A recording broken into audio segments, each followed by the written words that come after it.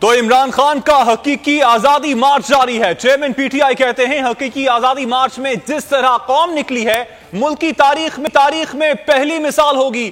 حقیقی آزادی کی تحریک چلتی رہے گی۔ ہم صاف اور شفاف انتخابات چاہتے ہیں۔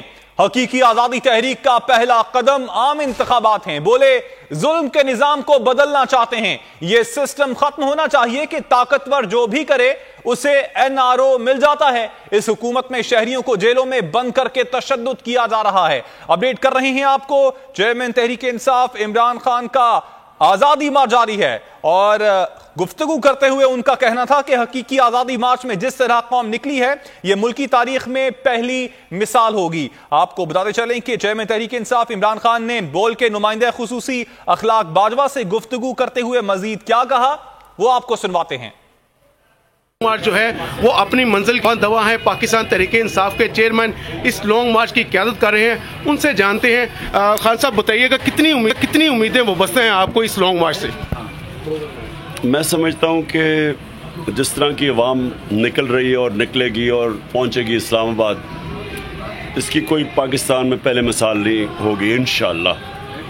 اور ہمارا تو مقصد بڑا سمپل ہے، ہم صاف اور شفاف الیکشن چاہتے ہیں۔ حقیقی آزادی کی تحریک چلتی جائے گی۔ پہلا اس کا سٹیپ ہے الیکشنز، اس کے بعد ہے کہ پوری ملک کے اندر ایک انصاف کی تحریک کے یہ جو ظلم ہے کہ طاقتور جو مرضی کرے، یہاں وہ این آر او بھی لے لے، وہ تشدد بھی کرے، وہ جیلوں میں بند کر کے غیر قانونی طور پہ لوگوں کو مارے، میڈیا کو کرے جو ارشد شریف سے ہوا ہے۔ یہ تحریک چلتی رہے گی جب تک یا انصاف کا نظام نہیں آتا۔